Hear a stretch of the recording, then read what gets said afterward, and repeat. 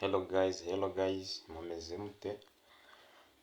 Nje kubereka platform wakora nta gishoro watanze kandi ukabona amafaranga ari hejuru y'ibihumbi 5 ku munsi. Guys, iyi platform uyikoze neza wabona amafaranga kandi menshi. Ushobora no kurenza 5,000. Anyway, uko ikora rero ni uku nguku. For example, iyi link ndaza kuza kuyibashyiriramo hasi n'umamukuru ahita uyibona.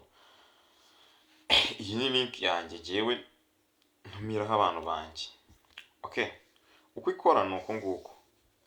Urabona imeze nka Facebook, imeze mbese ahangaha ni amaposti.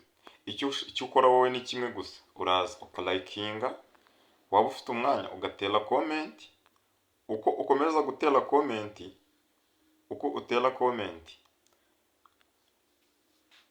hano ngaha icyo bita amapoint aba ari kuzamuka.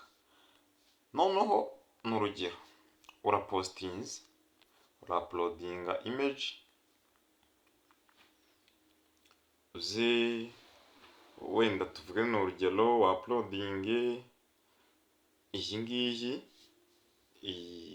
ni example, wandikeho uti nge amafaranga akomeje kuza.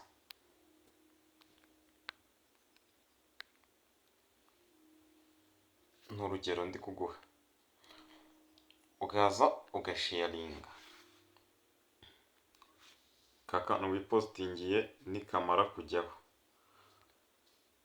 Uko kagiyeho katurebe, like ndibuze kuza kugira. Like wabonye ko point zizamutse, kandi point uko zizamuka niko amafaranga yiyongera. Hano hari aho gucatingira, hari notification, hano ngaha bagusaba ubushuti bisanzwe nk'uyu nguyu. Okay, yantumiye, kuba yantumiye ndajoyininze, utu twose ni udufaranga tugenda twinjira. Noneho iyo ugiye kubikuza bigenda gute? Uraza ukaza hano muri setting. Uraza muri setting, ukaza hano muri my earning, ukamanuka hasi ukareba utimajije gukorera ngahe. Nk'ubu ngubu hano ngaha aka kanya nta masaha angaha ashize majije gukorera 1,181. Kandi iyi platform irizewe. Amafaranga aza direct kuri Momo kuko uraza hano ngaha ugashyiramo nimero zawe za telefone. Amafaranga aza kuri Momo ugahita requestinga withdraw. Ngewe ntabwo byakunda kubera yuko mfite independent, andi mafaranga nabikuje atayangeraho. Gusa guys, iyi business nta muntu utayikora.